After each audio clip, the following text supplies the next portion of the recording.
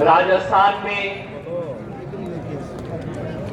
किसान आंदोलन की इस धरती सीकर को नमन करते हुए मैं अपनी बात आरंभ करता हूं।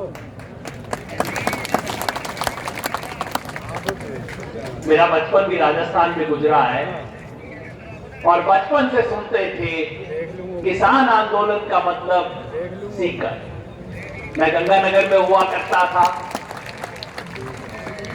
और मेरा सौभाग्य है कि मुझे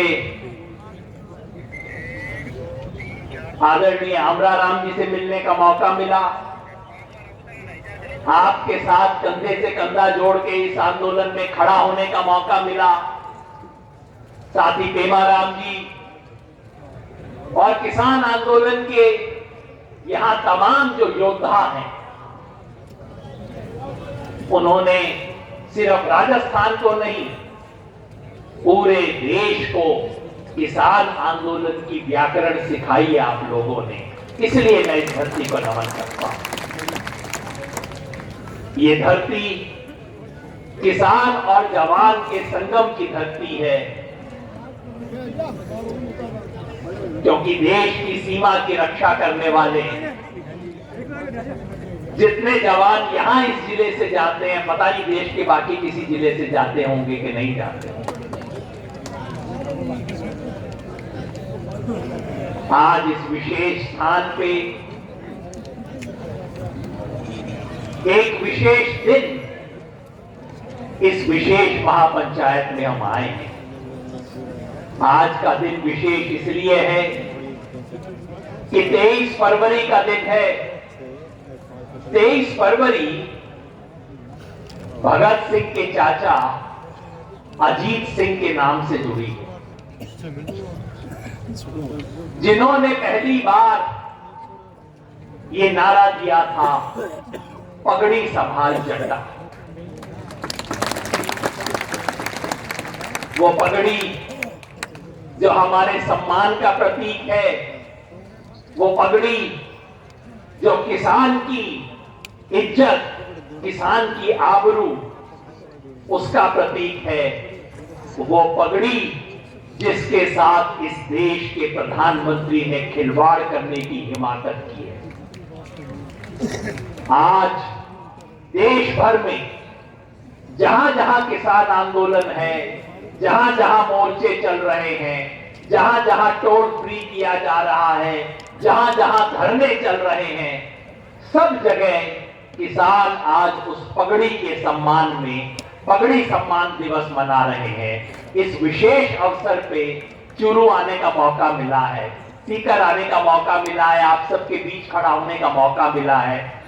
ये इस महापंचायत को एक विशिष्ट रूप देता है और मैं अपने आप को सौभाग्यशाली मानता हूं कि इस विशेष दिन, इस विशेष स्थान पे आके अपनी बात रखने का मौका मिला। मुझे अमराराम जी ने हुक्म दिया है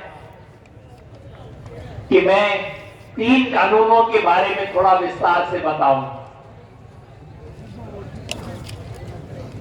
पहले मैं मास्टर हुआ करता था यूनिवर्सिटी में, कॉलेज में प्रोफेसर होता था, तो वो मेरे पूर्व जन्म का बोझ बार बार मेरे पे डाल दिया जाता है। प्रोफेसर हो, जाके समझाओ लोगों को, मास्टर हो, जरा बताओ क्या हुआ था। अब वो पुरानी मास्टरी तो भूल गई, लेकिन एक सादी बात बताना चाहता हूं। आज से 1 साल पहले फरवरी के महीने में, मार्च के महीने में देश में कोरोना शुरू हुआ। अर्थव्यवस्था चौपट होनी शुरू हुई, देश में बंदी हो गई। ये लॉकडाउन जो बोलते हैं, बंदी है। हमारे प्रधानमंत्री जी को वैसे बंदियों का बड़ा शौक है। कुछ नेता होते हैं जो बंद रास्तों को खोल देते हैं। पता नहीं क्यों हमारे प्रधानमंत्री जी खुली चीजों को बंद करने में विश्वास करते हैं। याद है 3 साल पहले क्या किया था? नोटबंदी। आधी रात को नोट खत्म, भ्रष्टाचार खत्म, कालाबाजारी खत्म, सारा देश अच्छा हो जाएगा, बस नोटबंदी कर दो। अब मैं आपसे पूछता हूं, क्या जी नोटबंदी तो हो गई, भ्रष्टाचार खत्म हुआ था? अरे हाथ खड़ा करके बता दो, हुआ कि ना हुआ? ना हुआ। काला बाजारी, चोर बाजारी, रिश्वत, स्मगलिंग बंद हो गई क्या देश से? प्रधानमंत्री ने कहा था कि बस मुझे 50 दिन दे दो, उसके बाद अगर सफल ना हुए तो चाहे जिस मर्जी खंबे से लटका देना मेरे को। भाई मैं तो खंबा ना ढूंढूं कहीं जाके, वो जाने, उनकी आत्मा जाने। उसके बाद देशबंदी हुई, ये लॉकडाउन है, देशबंदी की। क्या बोला था आपसे? 21 दिन में इस देश से कोरोना भाग जाएगा, बोला था ना जी? मैं ना बोल रहा हूं, उन्होंने बोला था ना। 21 दिन में कहा था। महाभारत की लड़ाई 18 दिन चली, बस मुझे 3 दिन और दे दीजिए, 21 दिन के अंदर कोरोना भाग जाएगा। क्यों जी, भाग लिया क्या? तो पता नहीं क्यों मेरे देश के प्रधानमंत्री को खुली चीजें बंद करने का शौक है। अब तरह तरह के नेता होते हैं साहब, और जब 2 बंदी करके काम ना चला तो तीसरी बंदी, किसान की घेराबंदी शुरू की हमारे प्रधानमंत्री जी। ये 3 कानून कुछ नहीं है, किसान की घेराबंदी करने की कोशिश है। ये तीनों कानूनों के नाम इतने लंबे हैं कि मैं मोदी जी से कह दूं बता दो, वो भी शायद कागज पढ़ के बताएंगे, कोई ना बता सके। मैं आपको साधारण भाषा में बता देता हूं तीनों के नाम। पहला कानून है मंडी बंदी कानून, दूसरा कानून है बंधुआ किसान कानून, और तीसरा कानून है जमाखोरी की छूट कानून। ये 3 है, सरकारी नाम कुछ भी हो, सच्चे नाम इन तीनों के लिए। कानून क्या है? ये जो जमाखोरी की छूट वाला कानून है वो क्या कहता है? वो कहता है कि कोई भी व्यापारी, कोई भी थोक का व्यापारी, कोई भी स्टॉकिस्ट चाहे जितनी मर्जी मात्रा के अंदर अन्न का भंडार कर ले, उसके ऊपर कोई सीमा नहीं रहेगी। तो भाई पहले सीमा थी क्या? हाँ सीमा थी। क्यों थी? सीमा इसलिए लगाई गई थी, लिमिट इसलिए लगाई गई थी ताकि कोई व्यापारी कालाबाजारी ना कर सके, जनता को ना लूट सके, किसान को ना लूट सके, मजदूर को ना लूट सके, इसके लिए लिमिट लगाई गई थी। आज मोदी सरकार ने 1955 के उस कानून का संशोधन करके कह दिया है कि भाई कोई लिमिट नहीं होगी, जितना मर्जी कर लो। अब आप यहां पे बैठे सोचोगे कि भाई कर ले, मेरा क्या जाएगा। किसान सोचता है कि चलो कोई व्यापारी बड़ा स्टॉक कर लेगा, इससे मजदूर के लिए तो महंगाई हो जाएगी, मेरा इसमें क्या जाएगा। मैं समझाता हूं जी क्या जाएगा। आप कभी पंजाब जाके देखना, हम सोचते हैं व्यापारी का गोदाम मतलब कोई एक बड़ी सी बिल्डिंग हो जाएगी, उसके अंदर 1000 10,000 बोरी वो स्टोर कर लेगा। अब वो जमाना नहीं रहा। अब ये जो वेयर हाउस देखते हैं ना, गोदाम, उनका बाप नहीं, उनका दादा नहीं, उनका परदादा आ गया है, उसको बोलते हैं साइलो। इतना बड़ा गोदाम अभी पानीपत के अंदर अडानी बना रहा है। 100 एकड़ में एक गोदाम, 100 एकड़ जमीन में एक गोदाम। उसमें पूरी की पूरी मालगाड़ी जाती है। अभी राजस्थान में नहीं बना है, अगर बन जाएगा तो आप समझ लो पूरे राजस्थान का चना में से 1/4 चना एक जगह पे रख लेगा वो। क्या असर पड़ेगा इसका? ये बन चुके हैं, पंजाब में बन गए हैं, हरियाणा में बन रहे हैं। और कौन बना रहा है? अडानी। अडानी का नाम सुना है? जिसने सुना है थोड़ा हाथ कर दिए, सारे को हाथ उठाने की जरूरत ना है। अरे सबने सुना हुआ है। प्रधानमंत्री के दोस्त को जानते हो आप सब? किसी ने कहा, ये मैंने कोई 1 महीना पहले सुनी थी जी बात कही, कि इस देश में तो हम दो हमारे दो की नीति चल रही है। हम दो मतलब मोदी जी और शाह, और हमारे दो अडानी और अंबानी। तो ये जो अडानी जी है मोदी जी के दोस्त, ये बड़े बड़े साइलो बना रहे हैं। इससे क्या होगा? जब किसान की फसल आने को होगी, अब मेरे यहां पे तो सरसों आने का टाइम है, कहीं पे चने का टाइम हो रहा होगा, कटने वाला बस अब 2-3 हफ्ते की अपनी बात रही है। तो जब फसल आने का टाइम होगा, उससे 2 हफ्ता पहले, 3 हफ्ता पहले अडानी जी अपने साइलो से कहेंगे चलो 5 लाख बोरी चना निकाल दो, मार्केट में डाल दो। क्या असर होगा उसका? रातों रात रेट डाउन हो जाएगा। मेरा किसान जाके पूछेगा अपने आड़ती से, जी क्या रेट चल रहा है बाबूजी? वो बोलेगा इस बार सरसों ठीक है, 4200 मिल जाएगा तेरे को। 1 हफ्ते बाद बोलेगा जी काट लिया अब ले आऊं, वो कहेगा भाई अब तो 3200 हो लिया। 1 हफ्ते में हो लिया। ये खेल होगा, इसे बोलते हैं जमाखोरी और कालाबाजारी का खेल। जब किसान फसल बेचने जाएगा तो रेट डाउन, और जब मजदूर उसी फसल को खरीदने जाएगा तो रेट अप। ये खेल है पहला। ये है जमाखोरी छूट कानून जो मोदी जी लेके आए हैं।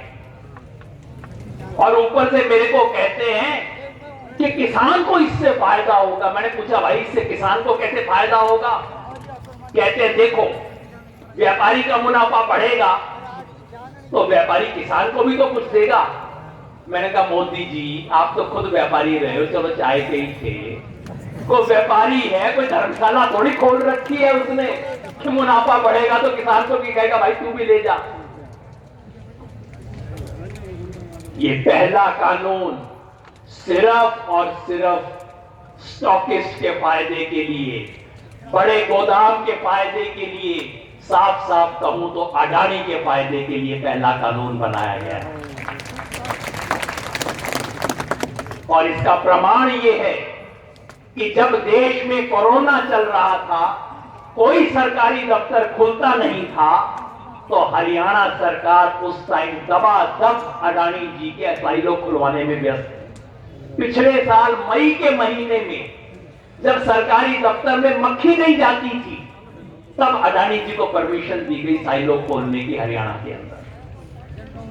तब कानून नहीं आया था, लेकिन अहमदाबाद में बैठे लोगों को पता था कि यह कानून आने वाला है।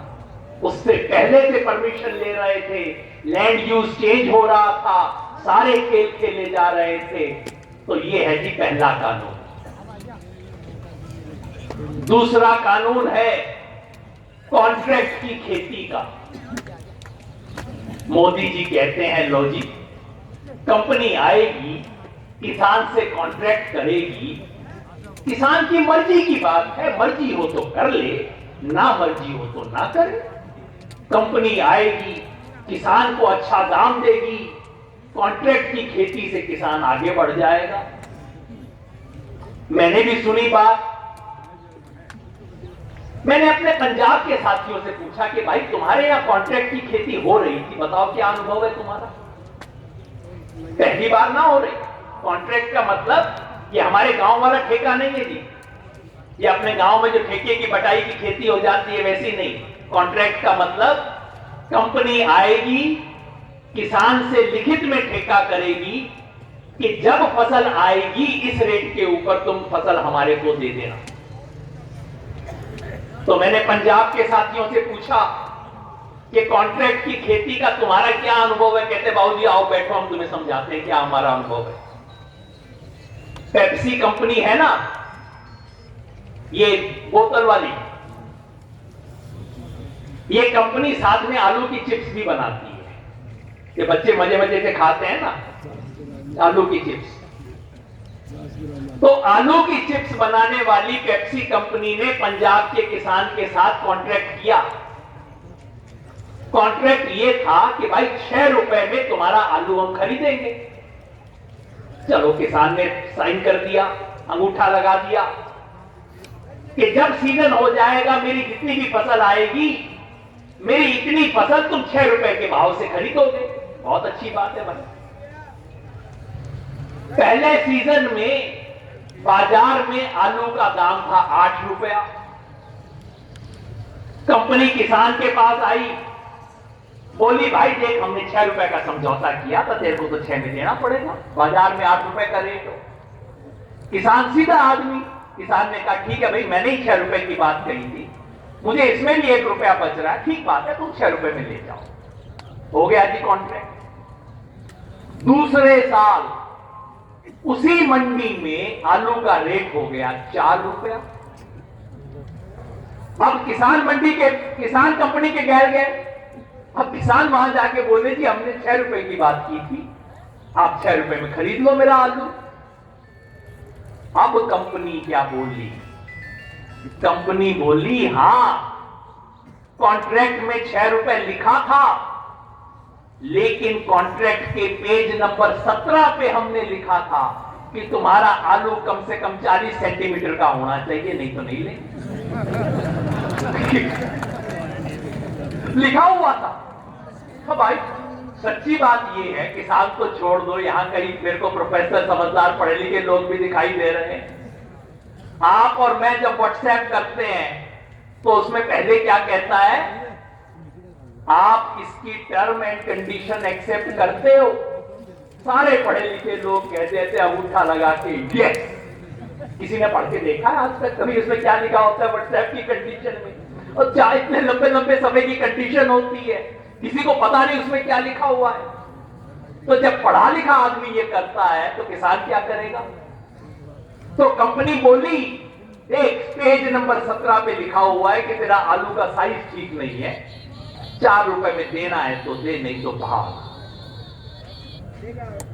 ये एक कहानी मैंने आपको बताई।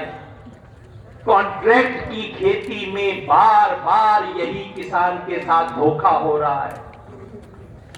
अगर बराबर के लोगों का कॉन्ट्रैक्ट हो तो फिर भी किसान चला जाएगा, कहेगा अच्छा तूने मेरे साथ धोखा किया, मैं तेरे को कोर्ट में लेके जाऊंगा, पंचायत में लेके जाएगा, कहीं 4 लोगों के पास बैठ के कुछ करवा लेगा। कंपनी से किसान कैसे लड़े? कंपनी के बड़े बड़े वकील, दिल्ली में बैठे हुए करोड़ों रुपए कमाने वाले वकील, किसान बेचारा कंपनी का मुकाबला कैसे करेगा? तो यह है दूसरा कानून। इसे मैं कहता हूं, सरकार कहती है, सरकार का लंबा सा नाम है, लोग कहते हैं कॉन्ट्रैक्ट की खेती का कानून। मैं इसे कहता हूं ये बंधुआ किसान कानून है। जैसे बंधुआ मजदूर होता है ना, वैसे किसान बंधुआ हो जाएगा, कॉन्ट्रैक्ट के ऊपर अंगूठा लगा देगा, उसे पता नहीं कॉन्ट्रैक्ट के अंदर क्या लिखा है, वो सिर्फ कंपनी तय करेगी कि कॉन्ट्रैक्ट को कैसे कब लागू करवाना है और कब लागू नहीं करवाना है। तीसरा और सबसे खतरनाक कानून मंडी का कानून। मैं जानता हूं देश के सब इलाकों में बहुत अच्छा मंडी काम नहीं करती, अपने यहां पे भी क्या स्थिति है, बहुत अच्छी नहीं होगी।